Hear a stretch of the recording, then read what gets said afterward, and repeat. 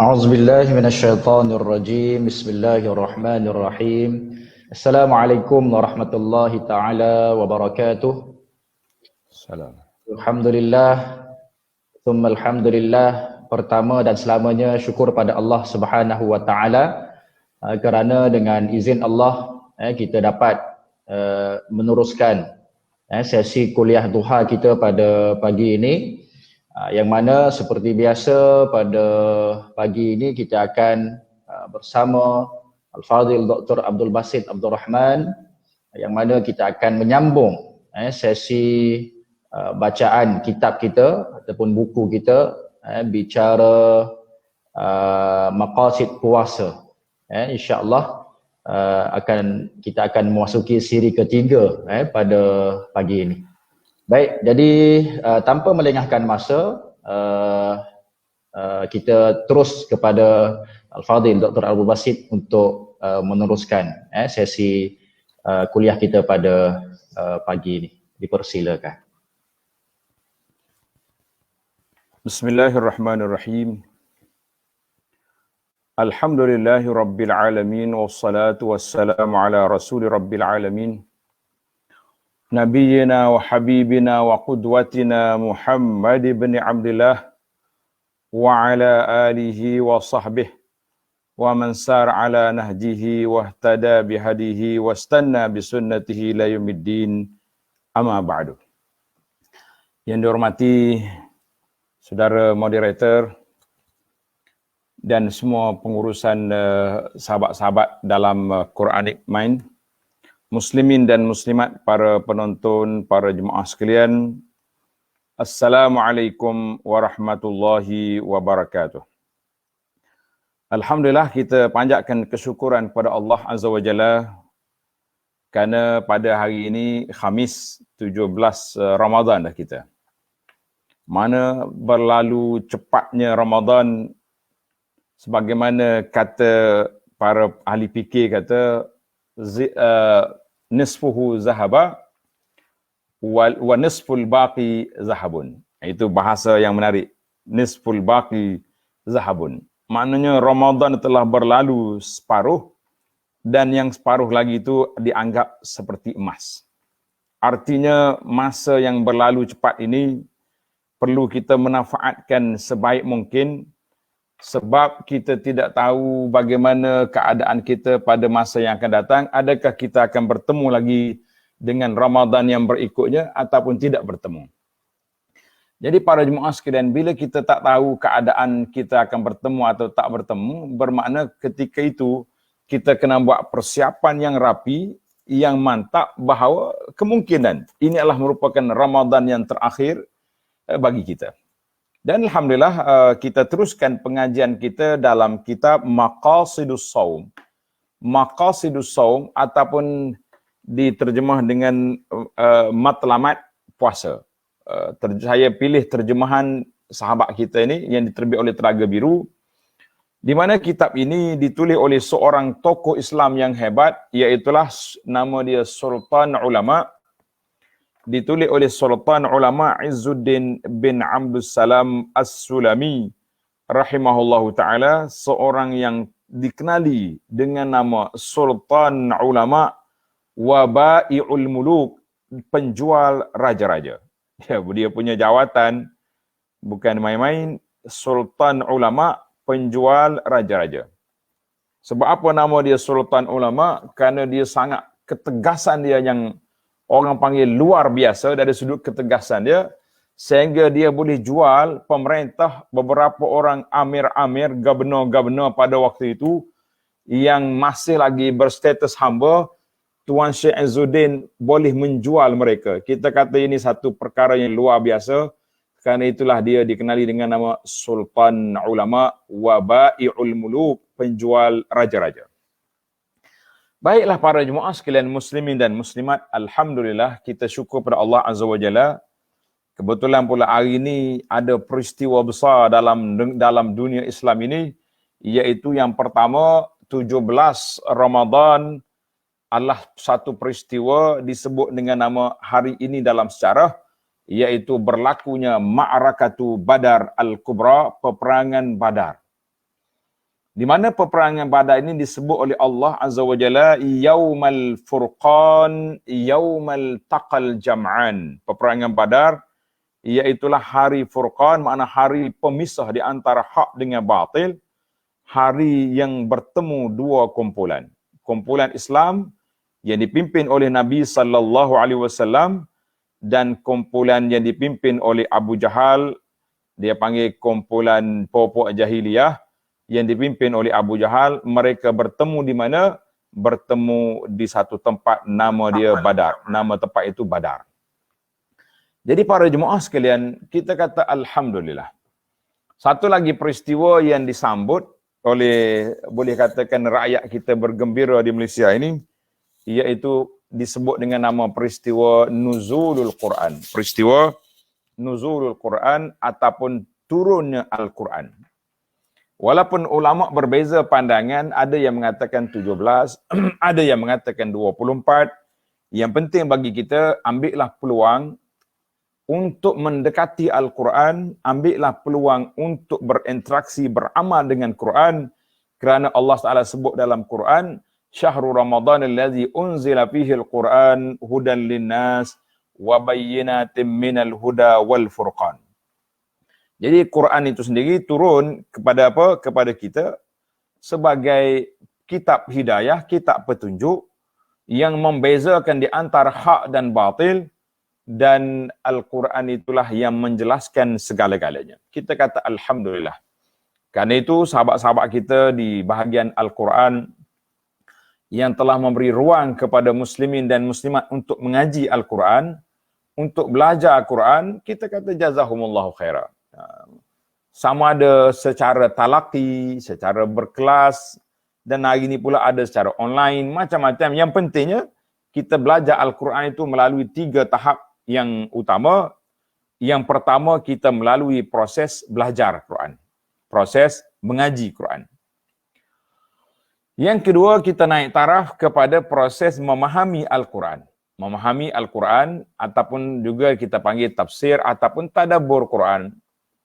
Dan yang ketiga, proses beramal dengan Al-Quran. Kalau setakat belajar saja, mengaji saja, tetapi Al-Quran itu tidak diamalkan, maka kita mengatakan belum sempurna kecintaan kita kepada Al-Quran, sebab kita ambil sebahagian, tapi kita masih tinggal lagi maqsadul a'la, ataupun objektif yang besar turunnya Al-Quran itu, iaitulah untuk kita jadikan dia sebagai pedoman, kitab hidayah, kitab panduan dalam hidup kita sepanjang zaman. Alhamdulillah.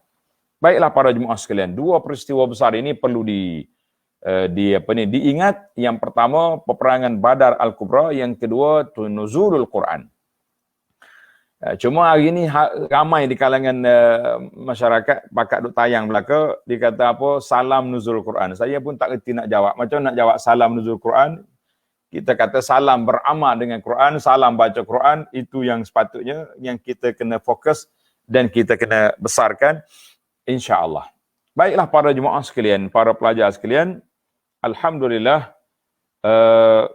kita teruskan bacaan kita kepada kitab Maqasidus Shaum ataupun matlamat puasa. Alhamdulillah kita sudah masuk ke Al-Faslur Rabi'. Al-Faslur Rabi', kitab yang ada di tangan saya terjemahan ini, dia tulis bab yang keempat. Al-Faslur Rabi' fima yujtanabu fih. Maksudnya perkara yang wajib, yang perlu dijauhi ketika kita berpuasa. Di saat kita berpuasa, apa perkara yang kita perlu jauhkan, apa perkara yang perlu kita tinggalkan, maka Syarih Imam Izzuddin bin Abdul Salam bawa kepada kita dalam bab ini 2 perkara. 2 perkara. Yang pertama, muharraman. Perkara yang haram, itu wajib kita jauh. Yang kedua, makruhan. Perkara yang makruh. Maknanya dia tidak sampai peringkat haram, tapi perbuatan itu tidak baik. Perbuatan itu tak comel. Maka kita mengatakan 2 perbuatan ini mesti dijauhi, mesti ditinggalkan di saat kita berada di bulan Ramadan. bulan lain pun kita kena tinggal, tapi bulan Ramadan itu lebih-lebih lagi. Dia kata la siyama bahasa Arab kata lebih-lebih lagi kita kena jauhkan diri pada bulan yang mulia ini, di saat syaitan sudah diikat, syaitan telah dibelenggu, jin-jin yang nakal juga telah diikat, tiba-tiba kita pula manusia menjadi orang yang tidak patuh kepada syariat, maka ini di antara perkara yang amat menduka cita dan merugikan kita, para muslimin dan juga muslimat sekalian. Jadi alhamdulillah Tuan Syekh Izzuddin rahimahullahu taala dia bawa kepada kita dua kategori. Kategori yang pertama yang haram dan juga yang makruh. Baik, kita pergi kepada perkara-perkara yang perlu dijauhi sepanjang bulan Ramadan. Tuan Syekh kita rahimahullah bawa 5 perkara. Ana akan huraikan secara ringkas sajalah untuk kita nak banyakkan sikit bab perbincangan kita ini. Yang pertama, dilarang al-wisal dengan sad. Al-wisal. Dilarang al-wisal. Apa makna wisal? Kita sambung terus puasa, kita tak buka. Itu dia panggil al-wisal.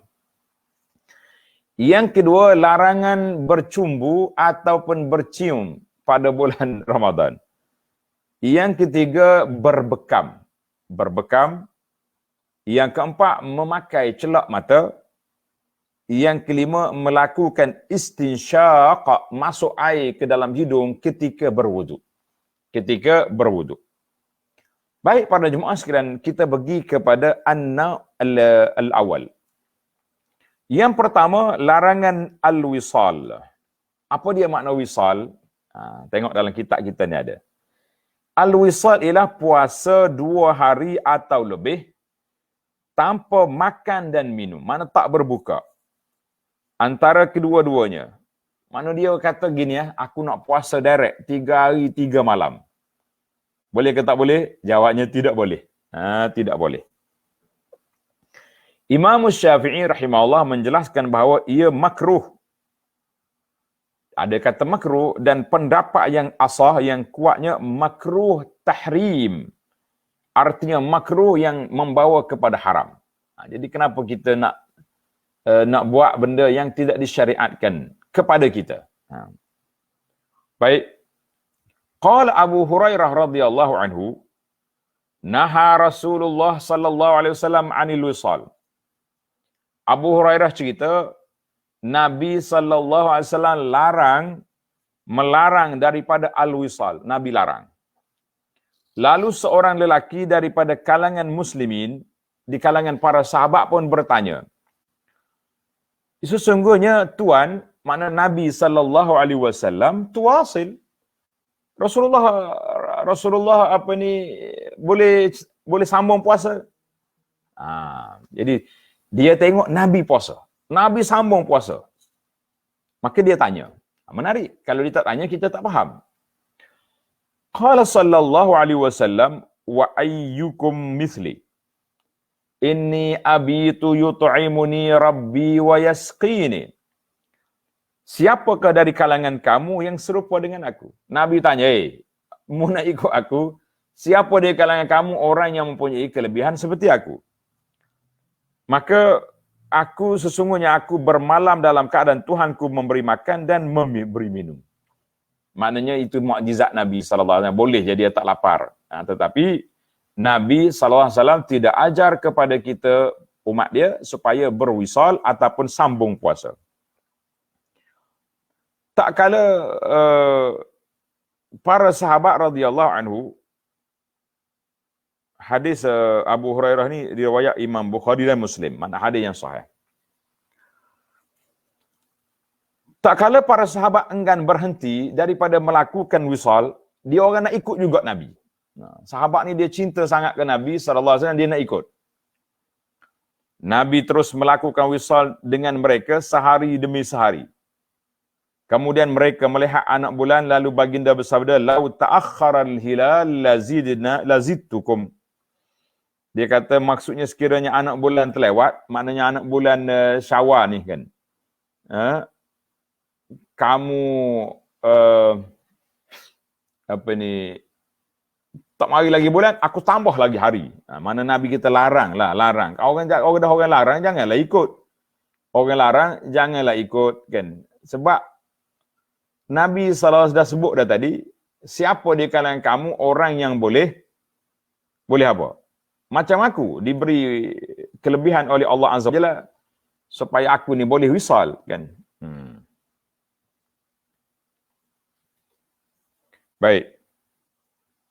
Seolah-olah Nabi ingin menakutkan mereka ketika mereka enggan berhenti melakukan wisal. Mana Nabi kita larang. Baik, apakah tujuan larangan wisal? Tujuan larangan al-wisal ialah kerana ia menyebabkan kelemahan serta menguruskan badan. Mengkuruskan badan. Kalau mengurus mana susun? Ini mengkuruskan badan bukan disebabkan ibadat. Ibadat kitanya setakat mana? Ibadat kitanya setakat kita berpuasa sampai maghrib saja. Jadi kalau kamu pergi sambung sampai tengah malam, sampai besok-besok, maka itu perbuatan yang tidak baik. Cuma ulama mengatakan wisal tu bolehlah kalau setakat nak tak buka puasa pergi sambung dengan sahur je. Tapi itu dia panggil. Tetapi kalau wisal sampai 2 hari tak buka, 3 hari tak buka, itu yang dilarang. Yang dilarang keras. Adapun Rasulullah sallallahu alaihi wasallam, ini masih lagi kata Izzuddin, adapun Rasulullah sallallahu alaihi wasallam jika makan dan minum di sisi Tuhannya adalah hakiki, maka baginda sebenarnya tidak berwisal. Manakala Nabi makan sungguh, seperti yang Nabi kata, yut'imuni rabbi wa yasqi. Manakala Nabi makan sungguh, mana dia tak wisal. Dia pun makan juga. Sekiranya ditakwilkan bahawa makan dan minum baginda sallallahu alaihi wasallam merupakan kekuatan bersama Allah serta kegembiraan bertakarrub kepada Allah, maka sungguhnya hal tersebut menyamai makan dan minum dari segi menyegarkan kekuatan baginda, bahkan kekuatan tersebut takarrub lebih kuat daripada makan dan minum. Ada yang mengatakan oleh kerana Nabi SAW jiwa dia kuat, bila dia beribadat dia tak ingat kepada dirinya sendiri. Seolah-olah macam Tuhan bagi dia makan, bagi minum dengan kekuatan jiwa yang ada itu bagi Nabi sallallahu alaihi wasallam. Allahu akbar. Kata syair, penyair kata apa? Wa qad sumtu an lazzati dahri kulliha wa yawma liqakum zaka fitru siyami. Allah.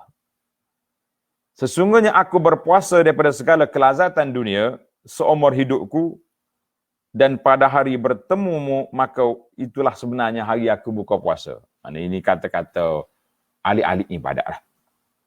Walaqad wajadtu lazazatan laka fil hasya laysat limakulin wala mashrubin. Aku mendapati bahawa kelazatan beribadat dan bertakarrub hanya keranamu dalam badanku, tidak didapatinya pada makanan dan minuman. Kita kata Masya Allah, Tabarakallah. Itu yang pertama, larangan daripada wisal. Wisal maknanya sambung puasa, tak buka puasa sampai 2 hari ataupun 3 hari, sehingga dia lembek, sehingga dia rebah, mungkin dia akan pengsan, mungkin macam-macam lagi, sebagaimana yang dibuat oleh pasukan mogok lapar.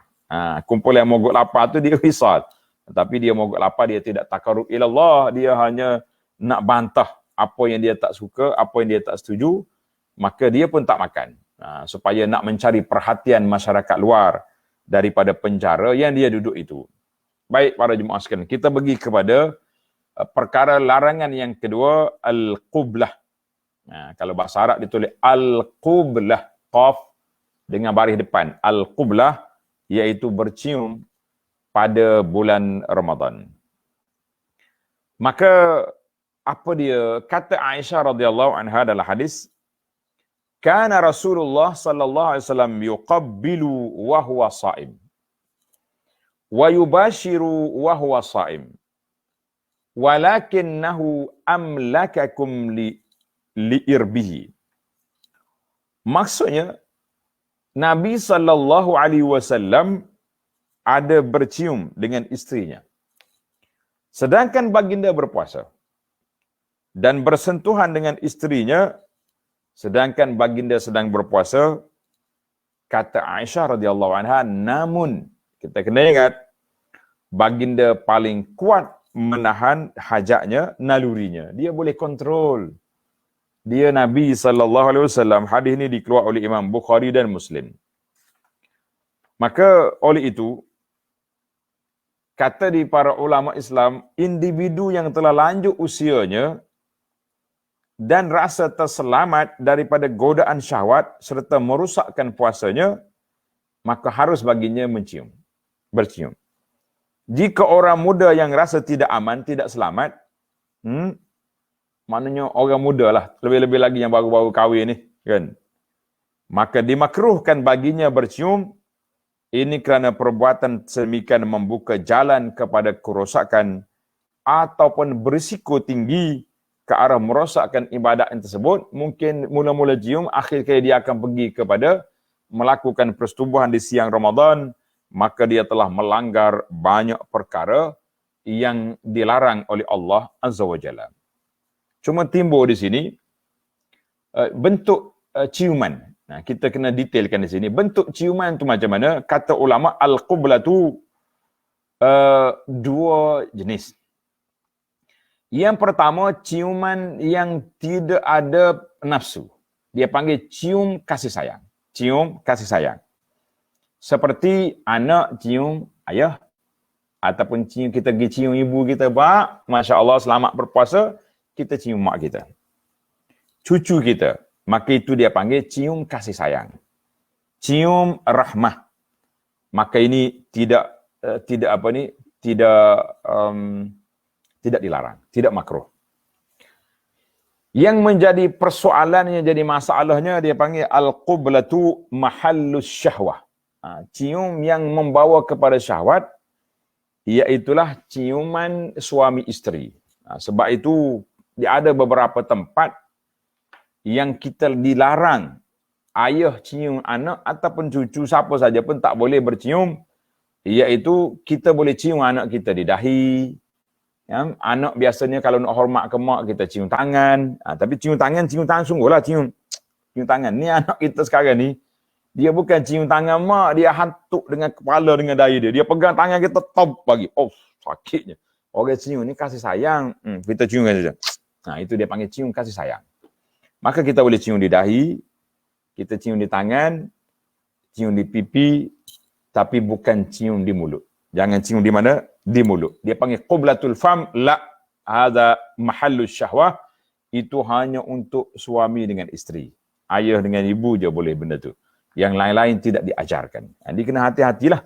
Maka dalam kumpulan manusia ni ada tiga. Ada orang yang mampu mengkontrol nafsu dia. Setakat nak cium kasih sayang saja, mungkin nak keluar pergi kerja, bolehlah. Ada orang yang tak boleh. Tambah-tambah hari cuti macam ni pula duduk di rumah, boleh menimbulkan masalah, maka jangan cari penyakit. Ada orang yang memang sangat berbahaya, maka itu dilarang. Jadi kita kena tengoklah, setiap orang itu, dia kena tengok kepada kemampuan diri dia. Kemampuan diri dia, maka jangan sekali-kali kita bermudah dalam masalah yang boleh mengundangkan perkara yang berbahaya. Baik, ada sebuah video yang saya terjemahkan daripada seorang doktor Arab cerita tentang berapa tempat yang kita kena cium anak kita. Berapa tempat, cium kasih sayang, cium rahmah, cium dan macam-macam lagi. Kita mengatakan di antara cium yang kita kena belajarlah teknik cium kasih sayang. Bukan cium syahwat, kan? Baiklah para jemaah sekalian, kita pergi kepada kategori yang ketiga. Kategori yang ketiga dia panggil al-hijamah. Al-hijamah maknanya berbekam. Waktu siang hari Ramadan, waktu kita berpuasa, boleh tak boleh kita berbekam. Boleh tak boleh kita berbekam. Kata Izzuddin rahimahullahu ta'ala, sahha anna Rasulullah sallallahu alaihi wasallam ihtajama wa huwa shaim. Telah sabit dalam hadis sahih bahawa Nabi sallallahu alaihi wasallam berbekam sedang baginda berpuasa. Dia tengah dia puasa, dia berbekam, kan? Su'ila Anas. Anas ditanya, akuntum takrahuna al-hijamata lis-sha'im?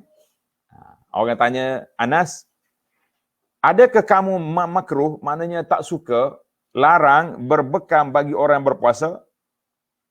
Jawab Anas, tidak. Tidak. Illa min ajli dha'fi. Kecuali dengan berbekam itu menjadi penyebab kepada dia lemah untuk meneruskan puasa dia. Maka ketika itu dilarang. Maka sesiapa yang boleh menjadi lemah kerana berbekam, hukumnya makruh. Siapa dia berbekam jadi lemah, jangan buat pada siang hari. Ini adalah kerana ia tidak terselamat daripada berbuka akibat berbekam atau menyebabkan berat untuk beribadat, maka dia akan berasa jemu dengan sebab berbekam lalu enggan beribadat kepada Allah Azza wa Jalla. Nah, dia jadi tak kuat lah, kan? Maka itu yang dilarang. Cuma masalah ni masalah khilaf ulama dalam masalah ini. Jumhur ulama mengatakan makruh berbekam kalau tidak membatalkan puasa, jadi makruh. Dan ada yang mengatakan hijamah muharram, haram ke atas orang berpuasa. Siapa dia berbekam, batal puasa dia. Yani itu pandangan kecil. Sebab ada hadis Nabi kata aftaral hajim wal mahjum. Batal puasa orang yang berbekam, yang dibekamkan dia. Kan? Tapi khilaflah ulama dalam masalah ini. Namun begitu, yang kita kata dalam fiqh kita ni, maknanya kalau kita berbekam tu menyebabkan kita jadi lemah, tapi kalau kita ni seorang yang biasa berbekam, terutama sekali zaman kita hari ni, zaman kita hari ni, alat bekam tu nampak, dia pecek tak sakit pun. Kalau dulu orang toreh dengan pisau cukur tu, bukan main dia punya cabaran begitu dahsyat. Jadi sekarang ni tak ada cabaran sangatlah. Macam kena pek atas belakang sekejap hilang lah.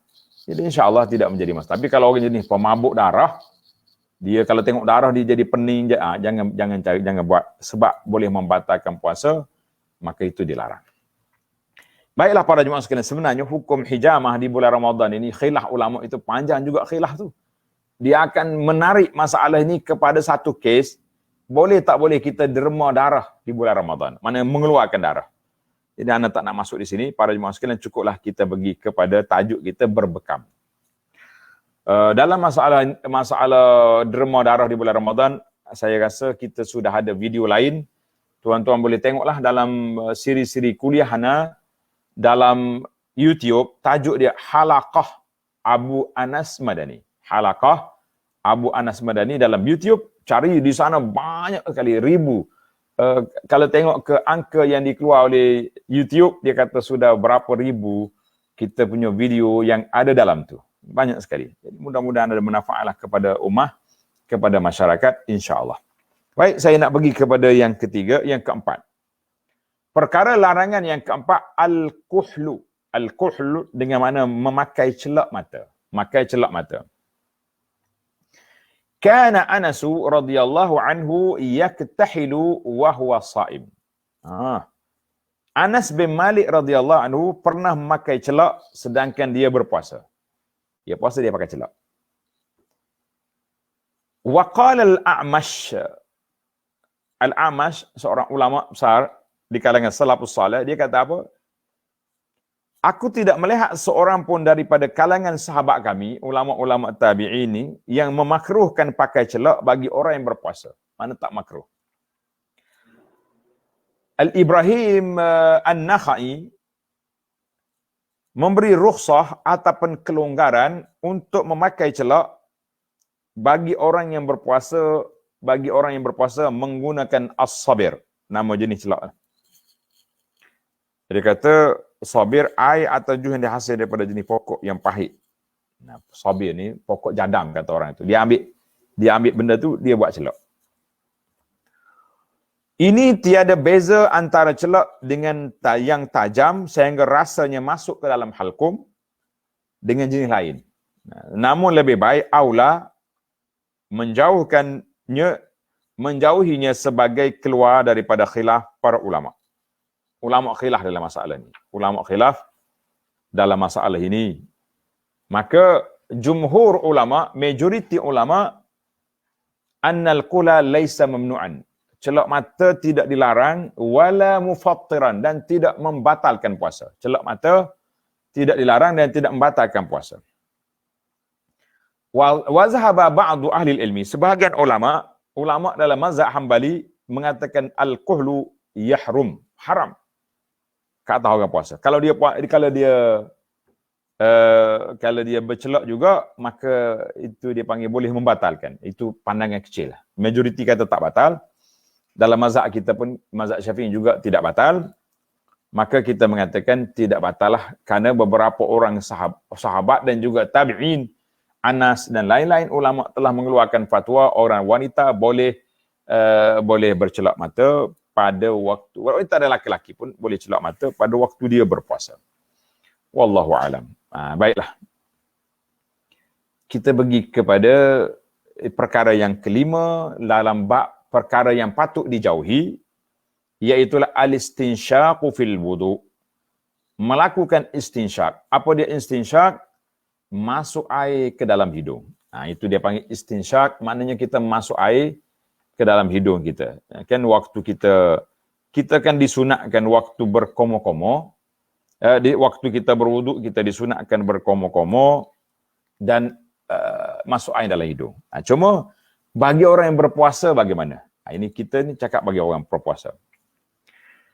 Nabi SAW bersabda kepada seorang sahabat, nama dia Laqit dengan ta. Laqit bin Sabirah. Laqit bin Sabirah. Apa dia kata? Radhiyallahu anhu. Nabi kata, asbighil wudu wa khallil bainal asabi'.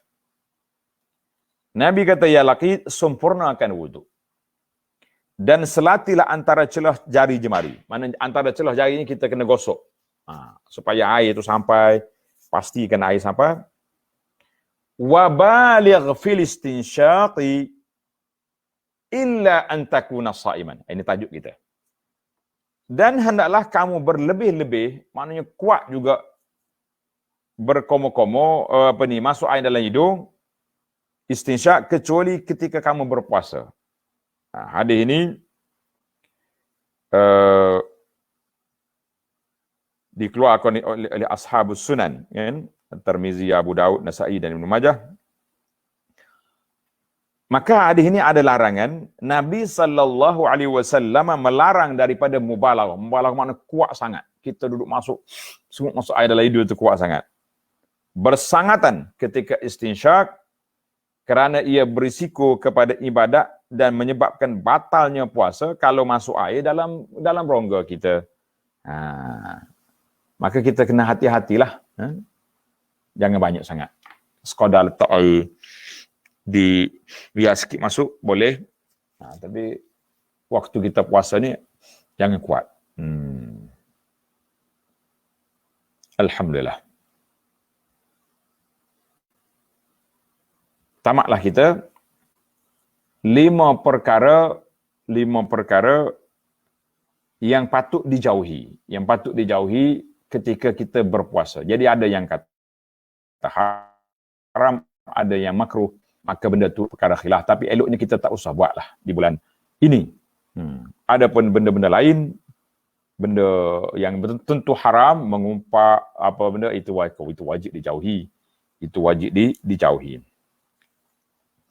Baiklah para pelajar sekalian, qala al-musannifu rahimahullah taala al-faslul khamis. Fasal yang kelima fil timasi lailatul qadri. Pasal yang kelima iaitu mencari Lailatul Qadar. Alhamdulillah kita akan masuki fasa yang ketiga Ramadan, bermakna di sana terletaknya Lailatul Qadar. Itu dia panggil iltimas, maknanya mencari Lailatul Qadar. Bagaimana kita nak cari dia? Adakah dia lari? Adakah dia tersembunyi? Adakah dia ni satu benda yang orang panggil macam lurus teka-teki yang kita kata Lailatul Qadar tu ada. Tengok kata di Syekh rahimahullah, Lailatul Qadri lailatun syarifatun. Faddalaha Allah ala alfi syahrin laisa fiha Lailatul Qadri. Mudah ya dia punya takrif. Lailatul Qadar ialah malam yang mulia yang diberi kelebihan oleh Allah Subhanahu wa taala berbanding dengan 1000 bulan yang tiada Lailatul Qadar. Maknanya gandaan pahala itu besar. Malam itu kenapa dinamakan Lailatul Qadar? Mari kita belajar dulu. Malam itu dinamakan Lailatul Qadar kerana kemuliaan darjatnya. Satu, sebab Lailatul Qadar diingat mana li syarafi qadriha. Kerana mulia dia punya kedudukan. Satu. Wa uluwi manzilatiha, dan kerana ketinggian kedudukannya. Di sisi Allah Ta'ala letak satu darjat yang tinggi bagi dia.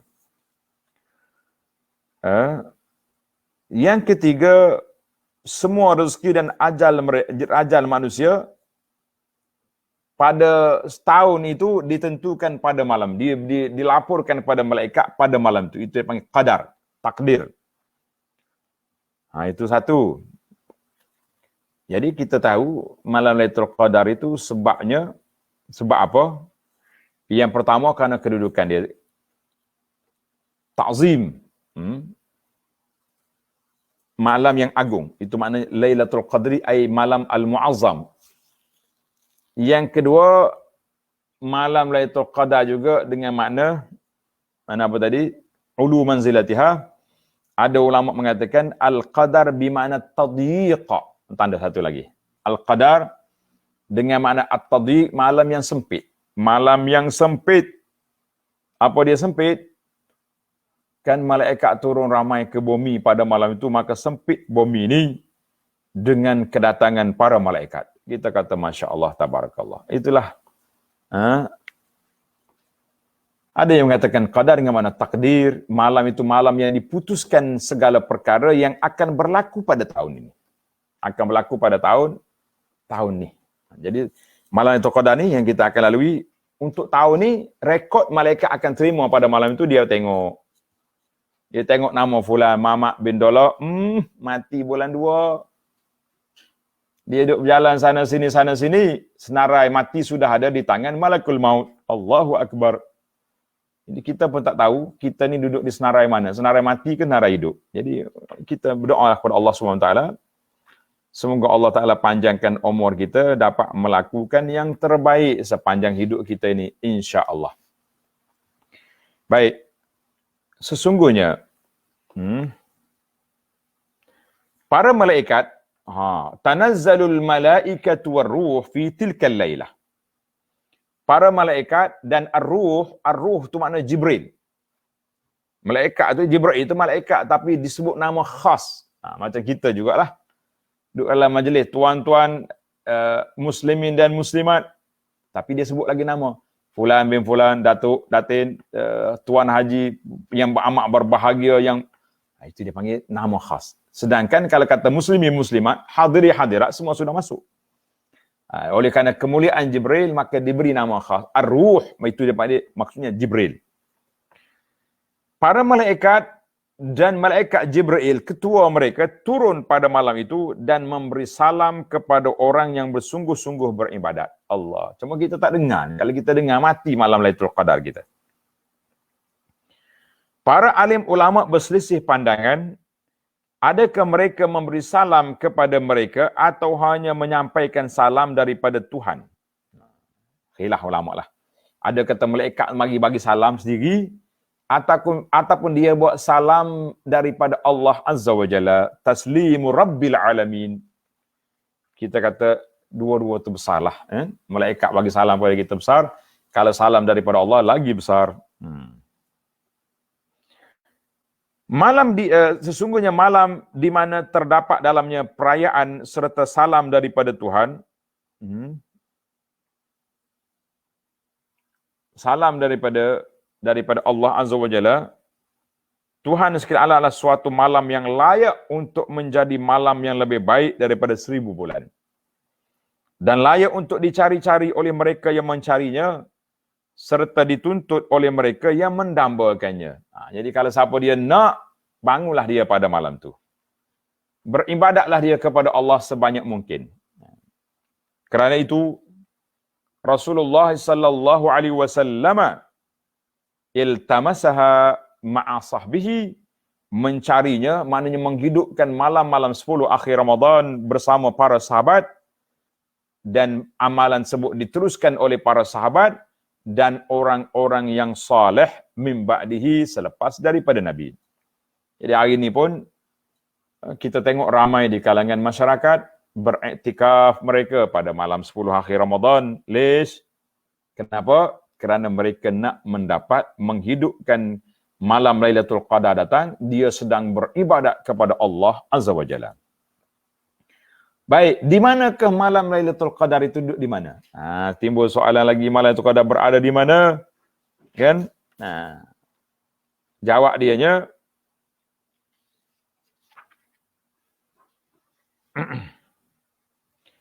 Lailatul Qadar dikatakan berlaku pada 10 malam terakhir dalam bulan Ramadan. Itu package dia, malam 21 hingga 30. Itu dia panggil, dia punya package Lailatul Qadar. Malam-malam ganjil pula, maknanya kita ambil, dipanggil filter tapisan kedua. Tapisan yang kedua, iaitu malam-malam ganjil. 21, 23, 25, 27 itu malam ganjil. Malam-malam ganjil adalah malam yang hampir berlaku daripada malam genap. Ada pandangan yang mengatakan pada malam 21. Malam 21. Mana dalil? Ini adalah kerana Rasulullah SAW pernah melihat Lailatul Qadar dalam mimpi baginda. Dalam mimpi. Tapi baginda tidak mengingatinya.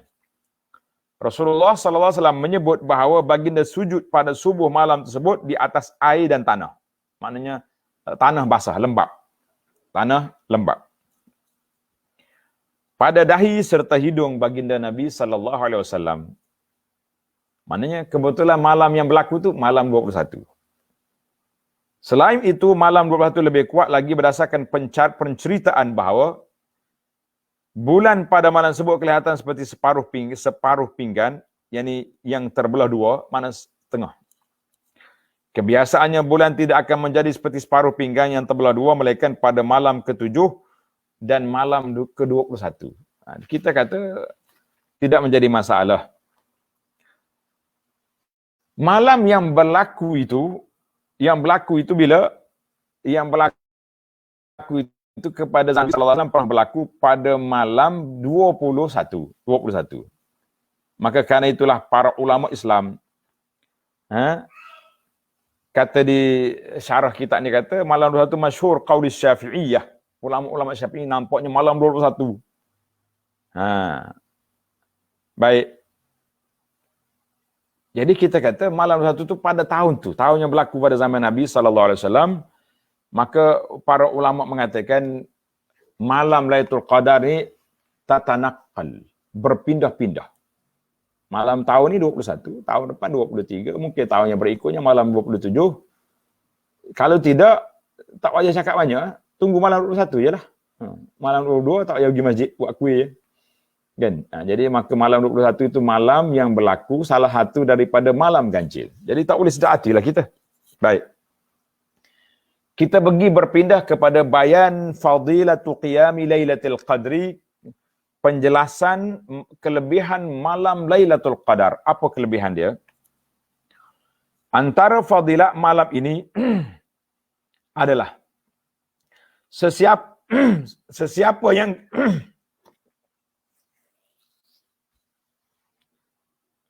antara fadilat malam ini ialah sesiapa yang qiyam, makna berdiri, melakukan ibadat dengan penuh keimanan dan mengharapkan pahala daripada Allah Azza wa Jalla, pasti dia akan diampunkan dosa-dosanya yang telah lalu.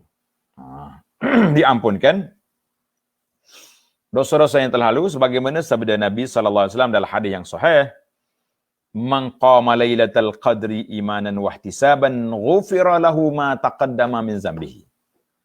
Mana-mana orang yang berdiri melakukan ibadat pada malam Lailatul Qadar dalam keadaan beriman dan mengharapkan pahala, maka diampunkan baginya apa yang dosa-dosa yang telah lepas. Kata dia para ulama, dosa kecil. Ada dosa besar, maka itu perlu pada taubat khas. Dosa besar perlu pada apa? Taubat nasuha. Tak cukup dengan kita hanya berpada dengan apa? Dengan bangun Lailatul Qadar saja. Baik. Dalil menunjukkan perkara ini ialah berdasarkan kepada sabda Nabi sallallahu alaihi wasallam. Nabi kata apa? Uritu lailatal qadri thumma ayqazani ba'du ahli fanusituha. Maksudnya aku ditunjukkan dalam mimpi waktu Lailatul Qadar. Bila ke Lailatul Qadar? Kemudian istriku mengejutkan aku. Isteri tak tahu Nabi sedang bermimpi, dia kejut. Ya Rasulullah, bangun. Kemudian aku terlupa. Maka Nabi kata, faltamisuha fil ashril ghawabir. Oleh itu carilah malam Lailatul Qadar itu pada 10 malam ghawabir. Apa dia malam ghawabir itu? Malam yang ganjil. Mana kita kena cari pada malam yang ganjil. Jadi kena cari situlah. Ataupun malam yang 10 malam yang terakhir. 10 malam yang terakhir, al-ghawabir iaitu dengan makna al-baqi. Mana 10 malam yang terakhir Ramadan. Maaf, fil ashril ghawabir bermakna al-ashri al-akhir. Sabda Nabi sallallahu alaihi wasallam lagi, Nabi kata, taharrau lailatal qadri fil witri min al-ashril awakhir min Ramadan. Ini jelas. Ini jelas Nabi kita sallallahu alaihi wasallam bagi tahu. Maksudnya carilah Lailatul Qadar pada malam ganjil daripada 10 malam terakhir Ramadan. Hadis dalam Bukhari.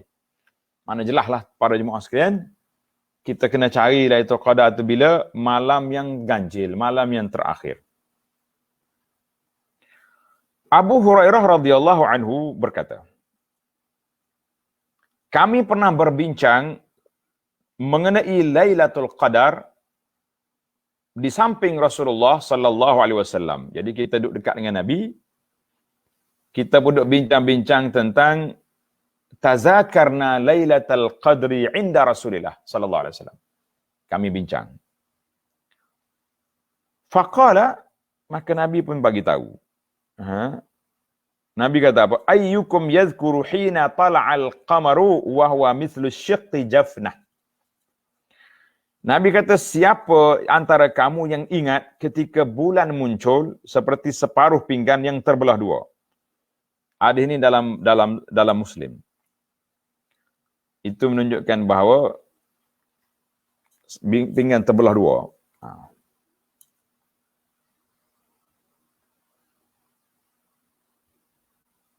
Jadi Rasulullah sallallahu alaihi wasallam tanya para sahabat. Jadi telah sabit dalam hadis yang sahih daripada Nabi sallallahu alaihi wasallam bahawa baginda bersabda, man qama lailatal qadri imanan wa ihtisaban. Man qama lailatal qadri imanan wa ihtisaban ghufira lahu ma taqaddama min zambih. Siapa dia berdiri pada malam Lailatul Qadar dalam keadaan dia beriman dan mengharapkan pahala, maka orang itu apa? Diampunkan dosa-dosa yang lalu. Jadi alhamdulillah kita dah bincang tentang dosa kecil yang disebutkan itu. Baiklah para jemaah sekalian. Bila kita bertemu malam Lailatul Qadar, insya-Allah. Tuan-tuan jangan rasa satu Lailatul Qadar ni macam satu benda mitos. Benda dongeng, kan? Benda yang tak ada. Ada. Bila 10 akhir Ramadan. Siapa dia nak, dia pergi iktikaf di masjid 10 akhir Ramadan. Kalau dia tak boleh iktikaf dalam musim PKP, kita duduk di rumah kita. Iktikaf di rumah kita. lepas solat tarawih contohnya, kita duduk sendiri dalam bilik tempat yang tak ada orang, anak-anak dalam bilik mereka. Kita duduk sini, kita sambung baca Quran, kita bermunajat, berdoa pada Allah Azza wa Jalla. Kita solat, boleh ya. Solat malam ni tak ada had bilangan. Solatul laili masna masna. Selagi tak subuh, selagi tak mari waktu sahur, kita solat. Sampai waktu sahur, kita tutup dengan witir. Kemudian kita sahur. Alhamdulillah, itu malam Lailatul Qadar. Kalau kita ada duit, kita carilah. Cari nombor-nombor akaun yang ada tu. Nah, nombor-nombor akaun contohnya, kita tengok, dalam risalah Ramadan ni ada nombor akaun. Dalam kuliah kita ni ada nombor akaun. Semarak Ramadan ni, kita simpan. Pada malam 10 akhir Ramadan, kita tak pergi mana-mana, nak pergi cari orang miskin, malam-malam susah. Musim-musim Covid ni orang tak berjalan rumah orang pula kan. Jadi masa kita pun nak ibadat, kita hanya ambil senarai, transfer je duit. Sini RM10, RM5, RM100, RM1000 masuk. Satu kita infak untuk diri kita sendiri, kita sedekah juga untuk keluarga kita, mak ayah kita. Dan insya-Allah maknanya malam tu lengkap kita. Kita boleh ibadat, boleh puasa, boleh solat dan boleh sedekah. Komprehensif lah kata orang kita punya berdiri qiyam Lailatul Qadri insya-Allah. Baik. Qala al-musannif rahimahullah taala, kata Imam Izzuddin bin Abdul Salam dalam kitab dia ni Maqasidus Shaum, wal mustahabbu liman ra'aha an yukthira minas sana'i wad du'a.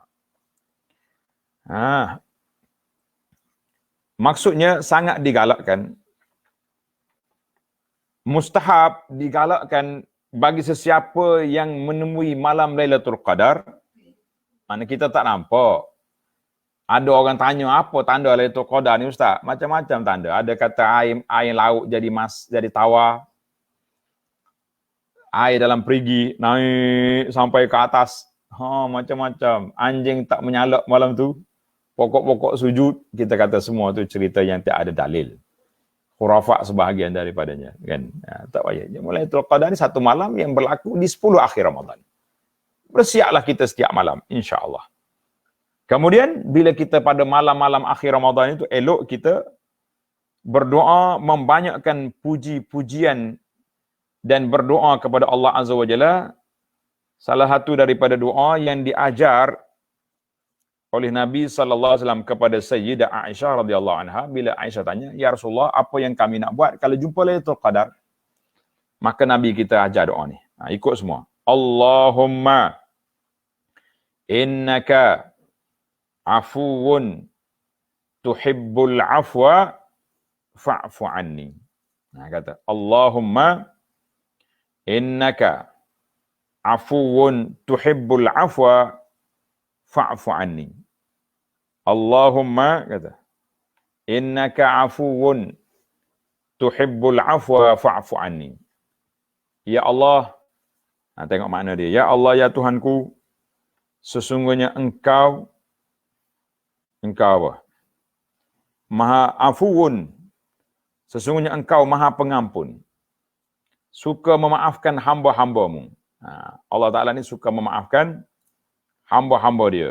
Itu sifat Allah Azza wa Jalla. Suka maafkan hamba dia. Maka kita mengatakan, maafkanlah, ampunlah dosaku. Ampunilah dosa-dosaku. Jadi sangat penting kepada kita para jemaah sekalian, kita nak minta keampunan kepada Allah Azza wa Jalla, ini sangat penting. Sebab apa? Sebab Allah Ta'ala yang maha pengampun, Allah Ta'ala yang maha penyayang, dialah segala-galanya yang kita nak minta. Habis pendek je ni. Timbul soalan lagi kan. Hadis ni diriwayat oleh Imam Tirmizi. Timbul lagi soalan, sekiranya ia hanya membatas pada amalan pujian kepada Allah saja, maka itu juga afdal.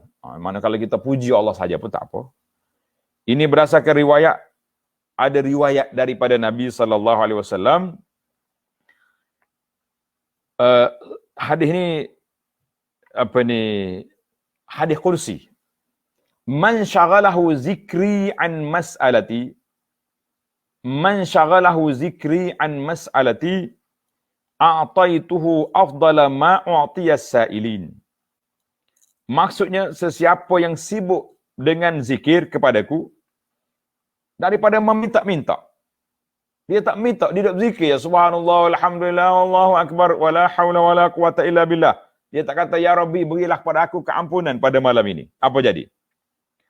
Maka dalam hadis ini, Allah berfirman, aku akan kurniakan kepadanya sesuatu yang lebih baik daripada apa yang dikurniakan kepada orang yang meminta.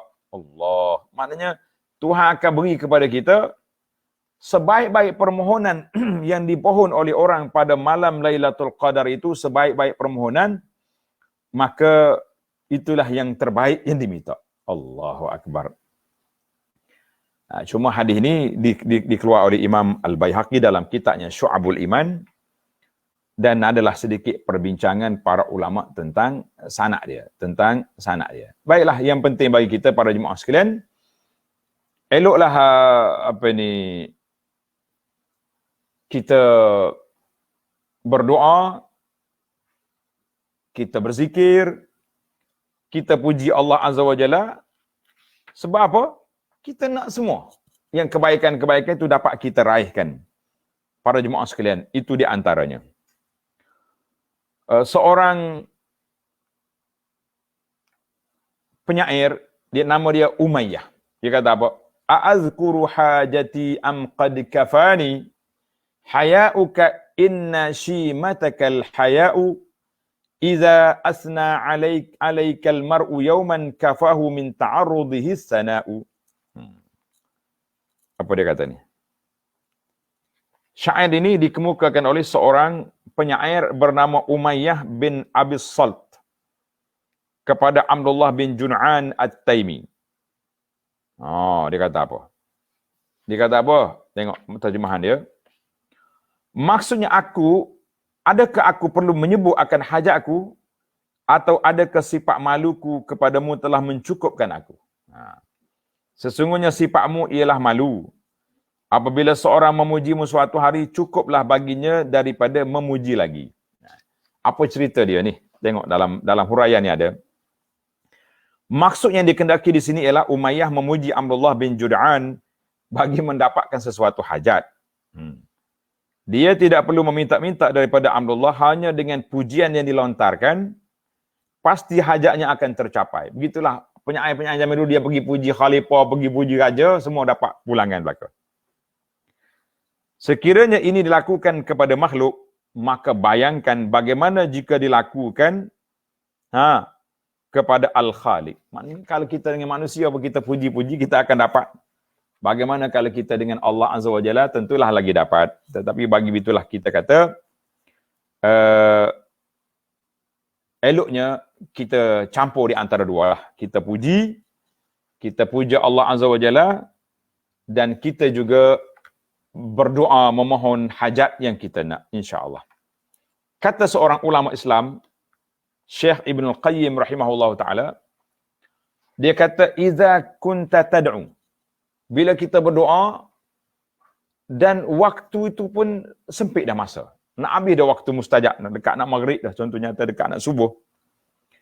Wa tazahamat fi qalbika, dalam hati kita ni banyak perkara yang kita nak minta, kita nak mohon.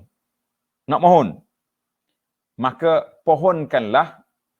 Ini rahsia kenapa Nabi SAW ajar kepada Aisyah hadis ni, innaka afuwun tuhibbul afwa fa'fu anni. Engkau pemaaf ya Allah, maafkanlah aku. Maka kata Syekh Ibn Qayyim, meminta semua doa kamu itu an ya'fullahu anka, supaya Allah Taala maafkan kamu. Innaka afuwun tuhibbul afwa fa'fu anni wa liwalidayya. Ya Allah, maafkan aku dan dua ibu bapa aku. Fa in afa anka, bila Allah Ta'ala beri afiat kepada kita, Allah Ta'ala maafkan kita, Allah Ta'ala beri kesejahteraan kepada kita, atatka hawaijuka min duni masalah, nasaya hajat kamu itu akan dikabulkan tertunai tanpa engkau minta. Yang penting kita minta yang besar, kita minta yang besar. Jadi para jemaah sekalian, menarik juga perbahasan ini. Sebab apa? Kita macam kita hari ni lah kan.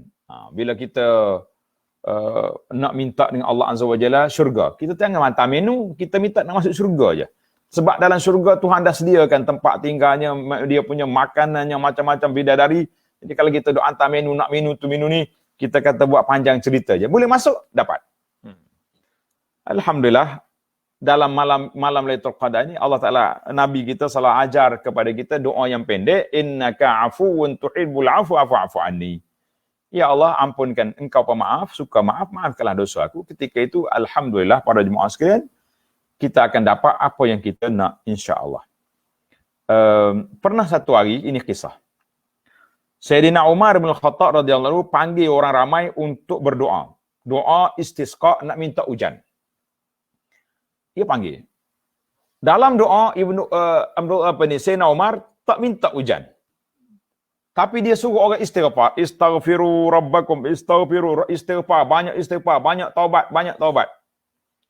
Lepas pada majlis, orang tanya Umar, kau panggil orang hari ni, nak doa minta hujan. Tapi dalam khutbah kau tadi, dalam doa pun tak minta pun hujan. Macam mana Umar nak jawab? Umar kata, aku tahu. Kunci tak turun hujan dengan sebab dosa. Dan hujan itu turun dengan sebab taubat, dengan sebab istighfar kita. Sebagaimana ayat Quran, istaghfiru rabbakum innahu kana ghafara yursilis samaa'a 'alaikum midrara. Allah Taala akan hantar mari hujan dari langit mencurah-curah. Jadi kata Umar, aku tahu di mana kunci turun hujan, maka aku galakkan kamu buka kunci, tak perlu kita minta. Kita kata masya-Allah, tabarakallah. Itu yang panggil fiqh Umar. Fiqh Sayyidina Umar dalam bab berdoa. Jadi kita para jemaah sekalian, pada malam Lailatul Qadar 10 akhir Ramadan ini banyaklah berdoa kepada Allah Azza wa Jalla, yang terutama sekali doa yang maksur. Sebab tu kita kadang-kadang kita baca doa hak Nabi ajar ni macam tak apa nak jadi. Tak apa nak jadi, dia kata tak minta tu, tak minta ni, tapi ada hikmah, ada rahsia, sebab lafaz Nabawi dia panggil jawami'ul kalim. Lafaz yang dibawa oleh Nabi sallallahu alaihi wasallam itu dia panggil jawami'ul kalim. Mana bahasa pendek tapi makna dia panjang. Ni kalau kita ni ambil lafaz orang lain melerek-lerek sana sini, tapi mungkin makna dia tidaklah sepanjang, semantap lafaz yang dibawa oleh Nabi sallallahu alaihi wasallam. Jadi alhamdulillah pada jemaah sekalian, tamatlah kita. Insya-Allah kita ada satu siri lagi. Siri yang seterusnya kita akan bincang tentang Al-Faslus Sadis. Pasal yang ke-6 fil i'tikaf. Pasal tentang i'tikaf pula insya-Allah. I'tikaf, al-jud bersifat pemurah, wa qiraatul Quran fi Ramadan, dan baca Quran pada bulan Ramadan. Insya-Allah kita akan sambung dalam siri yang akan datang. Subhanakallahumma wa bihamdika asyhadu an la ilaha illa anta astaghfiruka wa atubu ilaik. Wa sallallahu ala nabiyyina Muhammad wa ala alihi wa sahbihi ajma'in walhamdulillahi rabbil alamin. Wassalamualaikum warahmatullahi wabarakatuh. Waalaikumsalam warahmatullahi wabarakatuh. Terima kasih Fadil Tuan Guru Dr. Abdul Basit Abdul Rahman di atas perkongsian bacaan kitab bicara maqasid puasa. Jadi alhamdulillah. Jadi tuan-puan, terima kasih yang bersama dengan kami pada pagi ini, mendengar dari awal sampailah di penghujung rancangan ini. Jadi sekadar itu saja. Wabillahi taufiq wal hidayah. Assalamualaikum warahmatullahi taala wabarakatuh. Assalamualaikum.